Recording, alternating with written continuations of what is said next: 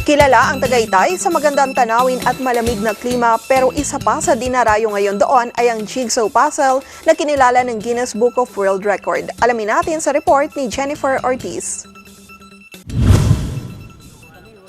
Ang Tagaytay ang isa sa mga dinadayong lugar sa Cavite.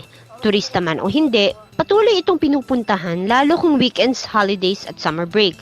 Kung ang sino man ay naghahanap ng masarap na simoy ng hangin at magandang tanawin, Tagaytay ang pinakamalapit na destinasyon. Sa biyahe ng 55 kilometro lang, pansamantala ka nang makalalayo sa mabilis na takbo ng buhay ng siyudad at may enjoy ang kagandahan ng kalikasan. Maraming maaaring puntahan dito sa Tagaytay at isa sa mga bagong atraksyon ang Puzzle Mansion. Ang Puzzle Mansion ay matatagpuan sa Barangay Asisan.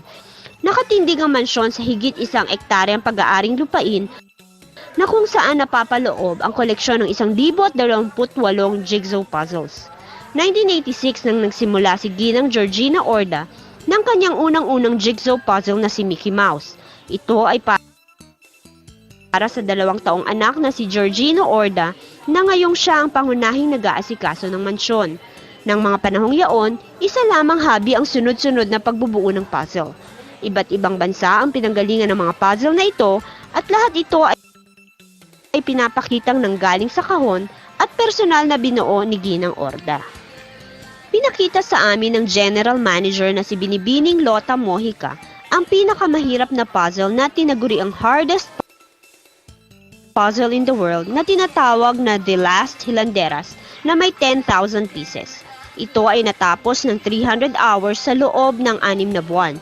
Gayon din, ang biggest puzzle in the world naman na tinatawag na Double Retrospect ay natapos noong nakaraang taon, May 10, 2014 at binuo ng 900 hours sa loob ng 4 na buwan.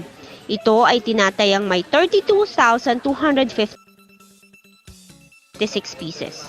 Naparangalan ng Guinness World Record ang Puzzle Mansion na natalo ang bansang Brazil sa may pinakamaraming jigsaw puzzles. Sa ating pag-iikot ay natunghayan ang iba't ibang klaseng puzzles. May mga wooden puzzle, mga crystal puzzles at iba't ibang hugis na puzzle tulad ng kotse, Eiffel Tower, soft drinks in can at marami pang iba.